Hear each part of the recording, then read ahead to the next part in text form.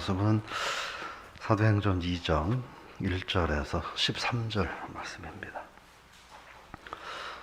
사도행전 2장 1절에서 13절 말씀 우리 같이 읽겠습니다. 오순절 날이 이미 이르매 그들이 다 같이 한 곳에 모였더니 호련히 하늘로부터 급하고 강한 바람 같은 소리가 있어 그들이 앉은 온 집에 가득하며 마치 불의 혀처럼 갈라지는 것들이 그들에게 보여 각 사람 위에 하나씩 임하여 있더니 그들이 다 성령의 충만함을 받고 성령이 말하게 하심을 따라 언어들로 말하기를 시작하니라. 그때 경건한 유대인들이 천하 각국으로부터 와서 예루살렘에 머물러 있더니 이 소리가 나매 큰 무리가 모여 각기 자기의 방언으로 제자들이 말하는 것을 듣고 소동하여 다 놀라 신기하게 여겨 이르되 보라, 이 말하는 사람들이 다 갈릴리 사람이 아니냐? 우리가 우리 각 사람이 난 곳 방언으로 듣게 되는 것이 어찌 됨이냐? 우리는 바데인과 메데인과 엘람인과 또 메소포타미아, 유대와 갑바도기아, 본도와 아시아, 부르기아와 밤빌리아, 애국과 미쿠렌에 가까운 리비아 여러 지방에 사는 사람들과 로마로부터 온 나그네 곧 유대인과 유대교에 들어온 사람들과 아라비아인들이라 우리가 다 우리의 각 언어로 하나님의 큰 일을 말함을 듣는도다 하고 다 놀라며 당황하여 서로 이르되 이 어찌 된 일이냐 하며 또 어떤 이들은 조롱하여 이르되 그들이 세술에 취하였다 하더라. 아멘. 오늘 말씀의 제목을 변화의 물결 앞에서 이런 제목으로 잡아봤습니다. 본문의 이야기는 성령이 임하는 그런 내용들을 다루고 오순절 성령 강림 사건을 다루고 있습니다. 1절에 보면 오순절 날이 이미 이뤘다. 알고 있는 것처럼 오순절은 6월절이 지난 첫 안식일 다음 날부터 50일째 되는 날을 오순절이라고 합니다. 맥추절 또는 칠칠절이라고도 부르고 이때에 120명의 사람들이 모였다. 말씀드렸던 것처럼 이 예수님의 부활 현장에는 눈으로 목격한 사람이 500여 명이 있었는데 그분의 4분의 1 정도가 약속을 붙잡고 하나님 앞에 기도했다 하는 말씀을 드린 바가 있습니다. 2절에 보면 호련히라고 말을 하고 있습니다.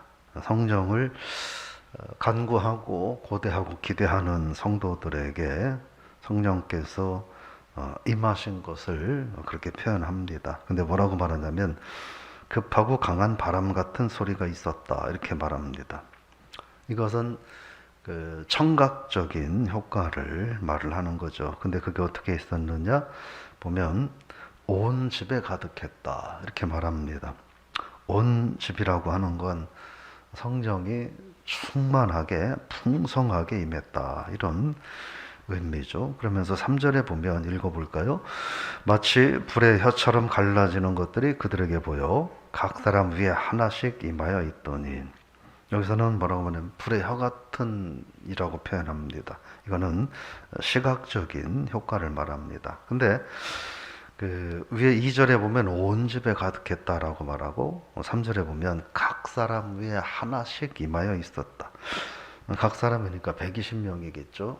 120명 각 사람 한 사람 위에 불의 혀같이 갈라지는 성령이 하나씩 각자에게 임하였다라고 말하는 겁니다. 결국 이 얘기는 뭐냐면 모든 사람에게 성령이 충만하게 임하였다. 그리고 결과적인 이야기는 예수님께서 그 1장 8절에서 성령이 임하시면 예루살렘 교회와 땅끝까지 내 증인이 되라 라고 말씀하신 거죠. 상징적인 의미도 있는데 모든 성령 받은 하나님의 사람은 결국 증인이 되어야 한다. 근데 모여서 기도하는 120명 전원에게 성령이 임하였다. 모두가 증인이 되라 라는 메시지가 들어있는 거죠. 그러면서 4절에 보면 뭐라고 말하냐면 성령의 충만함을 받았다 이렇게 말을 합니다. 우리가 이 성령 충만과 그리고 성령 세례에 대한 언어가 좀 다르죠. 성령 세례와 성령 충만인데 좀 다른 표현입니다. 그러니까 성령 세례는 뭐냐면 예수 그리스도를 구주로 고백하고 거듭남의 확신과 체험을 갖는 것, 그걸 성령 세례라고 말할 수 있어요. 그러니까 본문에 나오는 이야기처럼 뭐 방언을 하지 않고 뭐 이렇지 않아도 말씀 가운데 내가 죄인이구나라는 사실을 깨닫고 그리스도를 구주로 고백하는 이런 경험과 중생의 체험을 할 수 있다 생각을 해볼 수 있는 거죠. 근데 성령 충만은 다르다 하는 거예요. 성령 충만은 물론 성령이 아니고는 누구든지 그리스도 예수를 주라 시인할 수 없다 하는 말씀 때문에 여러 가지 이야기를 할 수 있는데 성령 충만은 좀 다른 얘기입니다. 그리스도를 주로 고백한 사람이 계속해서 성령의 인도하심을 받으며 살아가야 된다 하는. 그러니까 쉽게 얘기하면 그렇게 보면 돼요. 차를 새로 샀어요. 차를 새로 샀는데 어떻게 해요? 이 차가 움직이려면 기름을 넣어야 되죠. 기름을 넣어가지고 뭐 500km 한 정도 운행을 했어요. 그럼 기름이 다 떨어지죠. 그럼 어떻게 해야 돼요? 기름을 다시 넣어야 되는 거예요. 그래야만 차가 움직일 수 있다 하는 거예요. 그러니까 신앙생활하면 예수 그리스도를 나의 구주라고 고백을 할 수 있습니다. 근데 그렇게 진짜 예수 그리스도를 구주로 고백을 하고 영접한 사람은 달라야 되는 거예요. 뭐냐? 매일매일 성령으로 충만하게 채워줘야 된다. 그게 성령 충만이다. 이렇게 말할 수 있습니다. 근데 초대교회 때는 이것이 동시에 임한 거죠. 동시에 이루어졌다 이렇게 볼 수 있습니다. 근데 뭐냐? 그들이 성령의 말하게 하심을 따라서 다른 언어들로 말하기 시작했다. 여기서 말하는 다른 언어는 고린도전서에서 나오는 방언과는 좀 다른 차원이에요. 여기에서 말하는 다른 언어는 외국어를 말한다 이렇게 보면 됩니다. 그러면서 이제 5절 말씀입니다. 읽어볼까요? 그때 경건한 유대인들이 천하 각국으로부터 와서 예루살렘에 머물러 있으니. 오늘 사실은 이 본문 1절부터 13절은 한 세 가지 단락. 오순절날에 모인 120명의 성도들에게 성령이 임했다. 그리고 5절부터 12절까지는 그들이 성령 임하고 성령으로 인하여 방언을 말하는 모습을 본 외국에서 온 수많은 경건한 유대인들이 하나님의 역사를 말하는 것을 보고 놀랬다. 두 가지. 셋째는 마지막 13절은 근데 똑같은 상황에서 똑같은 사건을 보고 있는 사람들이 있었는데 그 사람들은 어떻게 반응했느냐? 그들은 조롱했다. 이렇게 세 단락으로 볼 수 있습니다. 5절에 말하는 경건한 유대인들은 디아스포라 유대인이에요. 디아스포라 유대인은 뭐냐면 그렇게 생각하시면 우리나라가 뭐 전쟁 때문에 또는 먹고 살기가 어려워서 세계 각지로 나가서 살고 있는 사람들이 있잖아요. 세계 각지로 나가서 뭐 포로로 끌려가서 살든지 아니면 뭐 돈 벌기 위해서 나갔든지 등등 나가서 사는데 그 사람들이 돌아온 거예요, 고향으로. 디아스포라 유대인이라고 하는 건 뭐 어려운 말이 아니고 이스라엘을 떠나서 다른 지역에서 살다가 돌아온 사람들, 그러니까 살고 있는 사람들이죠. 일이 있어서 이스라엘로 돌아온 사람들이다. 이렇게 보면 됩니다. 그들이 이제 제자들이 말하는 것을 듣고 소동하여 7절에 보면 다 놀라서 신기하게 여겼다. 놀랐다는 말은 무슨 말이냐면 처음에는 저게 뭔 일이야 하고 봤는데 시간을 두고 계속 지켜보니까 야 진짜 신기하다, 놀랍다 이런 생각을 했다는 거예요. 그들이 신기하다, 놀랍다 시간을 두면서 계속 그 생각을 했던 이유는 뭐냐면 8절에 있어요. 8절 읽어볼까요? 우리 각 사람이 난 곳 방언으로 듣게 되는 것이 어찌 됨이냐. 그렇게 말합니다. 우리 방언으로 듣게 되는 것이 뭐냐면 그런 거예요. 지금 근데 그 앞에 보면 뭐라고 하면 이 사람들이 다 갈릴리 사람들이 아니냐. 갈릴리 사람들이 아니냐. 갈릴리는 소외되고 상대적으로 좀 무시당하는 그런 지역이었습니다. 한마디로 그런 거예요. 외국 사람들이 독일에서, 미국에서, 영국에서, 스페인에서, 프랑스에서, 일본에서, 중국에서 다 모여들었는데, 근데 서울에서 뭔 일을 하고 있는데, 근데 강원도 산골짜기에서 살던 사람들이 와가지고 그들이 기도하고 막 얘기하는데, 그 사람들이 말하는 게 프랑스어로 들리고, 독일어로 들리고, 일본어로 들리고, 영어로 들리고, 이렇게 다 들리더라는. 얘기하는, 이 사람들 저 촌에서 살던 사람들이 아니냐. 근데 이 사람들이 언제 우리나라 와봤다고 그 나라 언어를 말하는가 하면서 놀랬다라고 하는 거예요. 16개국여 가까운 나라에서 모여들었는데 그 나라 언어들로 말을 했다 하는 거예요. 그러니까 12절에 보면은 뭐라고 말해요? 읽어볼까요? 다 놀라며 당황하여 서로 이르되 이 어찌된 일이나 하며. 근데 11절에 보면 우리가 다 우리의 각 언어로 하나님의 큰 일을 말함을 듣는도다. 이렇게 말해요. 그러니까 5절에 보면 경건한 유대인들이 이 경건한 유대인들이 어떻게 했느냐? 이 12명의 120명의 사람들이 각각 나라의 언어로 말하는 것을 들으면서 저들이 하는 말을 자기들의 언어로 들리니까 하나님이 행하신 일들을 그 언어가 뭐였을까요? 저는 유추해 보건대 예수 그리스도 이 땅에 오심, 그분의 십자가에 죽으심, 또 그분의 부활하심, 그분의 승천하심, 그분의 재림, 그러므로 예수 그리스도를 믿어야 하는 부분들에 대한 이야기들을 하지 않았을까 그런 생각을 해봐요.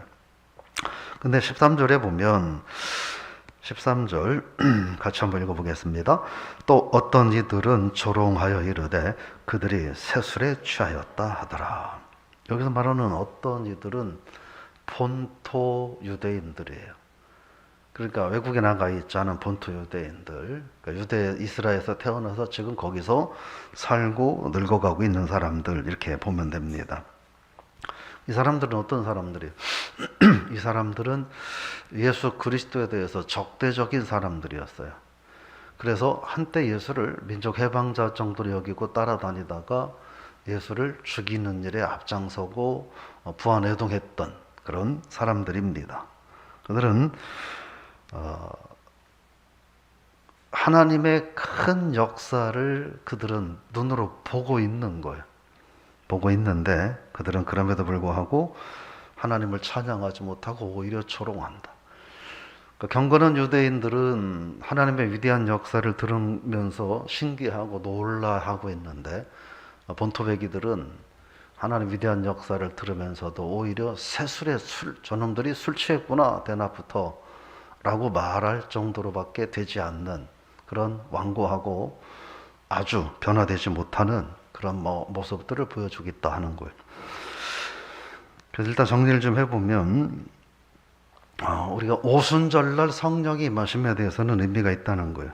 오순절은 가나안에서 첫 수확한 것을 기념하며 하나님 앞에 감사하는 절기인데 이때 성령 강림이 임했다라고 하는 건 뭐예요? 하나님의 은혜를 기억하면서 성령의 충만함으로 새로운 삶을 살아야 된다는 메시지가 들어있지 않겠는가. 성령의 역사는 하나님의 자녀들이 새로운 삶을 살아야 되는 거다. 성령과 함께 새로운 삶을 살아야 되는 거다. 라는 걸 표현해주는 내용이 아니겠느냐 생각을 해보고. 근데 이 또 하나는 성령의 강림은 부활의 확신을 가지고 그러나 하나님의 약속의 말씀을 붙잡고 믿음으로 간절히 부르짖어 기도하는 성도들에게 주시는 하나님의 은혜였다라고 하는 거예요. 부활의 은혜를 눈으로 목격한 나머지 380명의 사람들도 있었지만 그들은 약속의 말씀을 붙잡고 기다리지 못하고 기도하지 않았습니다. 그러나 믿고 매달려서 기도한 그들에겐 하나님께서 선물로 허락해 주셨다 하는 거예요. 그래서 오늘날 우리 신앙인들도 부활의 확신을 가지고 살아가는 것이 중요하다. 근데 부활의 확신을 갖고 산다는 건 나 부활 확신 가졌어 정도의 삶은 옳지 않다 하는 거예요. 그럼 어떻게 하느냐? 주님, 내가 다시 온다. 그리고 부활하시면서 승천하시면서 내 증인이 되라 말씀하시는 그 사명을 붙들고 사명에 충성하며 충실하게 살아가는 사람들. 그러기 위해서는 내 힘으로 할 수 없음에 하나님 말씀을 붙들고 또 기도를 하면서 성령의 힘을 힘입어 살아가는 사람들이어야 된다 하는 겁니다. 그럼 오늘 그 제목대로, 근데 이 성령의 역사하심이 있음에도 불구하고 이 어마어마한 변화잖아요. 놀라운 변화라. 우리가 생각해보죠. 이렇게 했는데 우리가 생각해봐도 강원도 산골에 사는 사람이 맨날 감자만 캐는 줄 알았는데 저 사람들이 유창하게 영어를 말하고 독일어를 말하고 스페인어를 말하고 프랑스어를 말하고 일본어를 말하고 중국어를 말하고 강원도 산골에 있는 아줌마 할아버지들이 할머니들이 그런 모습을 눈으로 본다고 생각을 해보자고요. 그건 뭐냐 하는 거예요. 성령의 역사에 대해서 놀라운 마음으로 저들이 하나님의 일을 말하는구나라고 반응하는 사람들이 있고, 똑같은 걸 눈으로 보고 바라보면서 저 사람들 대낮보다 술에 취해서 뭐하는 짓들이냐 라고 비난하고 조롱하는 사람들이 있다는 거예요. 즉 위대한 성령의 역사와 성령의 변화 앞에서 달라지지 못하고 변화되지 못하고 내 생각만, 옛날 것만, 옛날에 이랬으니까 이래야 되지 라고 하는, 달라지지 못하고 변화하지 못하는 세력들은 언제나 있다라고 하는 거예요. 그러나 변화하고 변화에 능동적으로 적응하고 그러는 사람들도 있다라고 하는 것이죠. 그래서 오늘 우리가 어떻게 신앙생활을 하며 살아가야 될까? 어떻게 신앙생활을 살아가야 될까? 세상도 변하잖아요. 근데 그 변화 앞에서 우리가 어떻게 살아가야 되느냐? 본문에 나오는 변화는 성령의 역사로 인한 강력한 변화예요.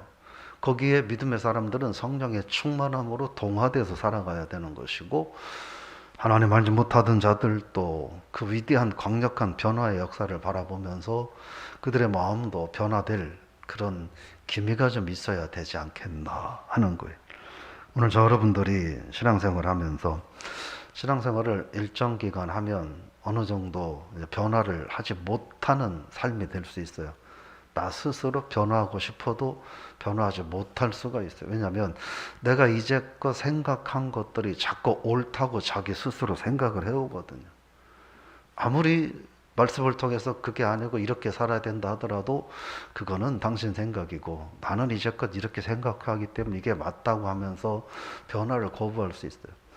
우리가 그래서 말씀 신앙생활 하면서 기도하는 건 왜 기도하느냐는 거. 오늘 또 성령의 역사하심에 내가 순응하며 살아갈 수 있도록 해달라고 기도하는 거예요. 그게 변화를 이끌어 가시는 성령 앞에서 행할 신앙인의 모습이 아니겠느냐 하는 거예요.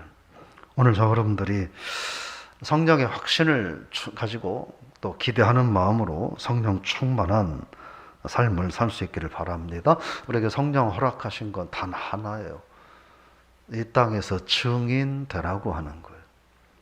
성령의 충만함 허락하신 건 증인 되라고 하는 거예요. 그런 역사를 바라보면서 성령 역사는 지금도 계속되고 있고 그 성령 역사 앞에서 우리가 변화한다고 하는 것은 성령의 역사에 순응한다는 거죠. 순종한다는 거죠. 그런 삶을 살아가는 그런 저 여러분들이 되셔서 성령께서 오심이 나에게서 헛됨이 되지 않는, 성령께서 오심이 나에게 축복이 되는 그런 복된 신앙생활 하실 수 있기를 주의 이름으로 부탁을 드리며 축원합니다. 하나님 아버지 은혜를 감사합니다. 우리가 성령이 이 땅에 오심은 하나님의 거룩한 증인의 삶을 인간의 힘으로 살 수 없기에 성령의 힘을 힘입어서 사명 감당하라고 성령이 이 땅에 오셨음을 압니다. 우리가 하나님의 성령의 사람이라고 생각하면서 우리가 이 땅에서 복음의 증인의 삶은 살지 않고 복음의 수혜자로 여러 가지 혜택만 누리며 살려고 우리가 살아가는 어리석은 변화되지 못한 유대인들과 같은 삶을 산다면 우리들의 삶에 무엇이 문제가 있든지 아니면 성령의 은혜가 무엇이 문제가 있든지 그런 혼란한 삶이 아닌가 생각해 보며 성령의 인도하심 앞에서 우리가 하루하루 순간순간 어떤 환경에 있든지 예수 그리스도의 증인의 삶을 살아가는 우리가 되게 하여 주옵소서.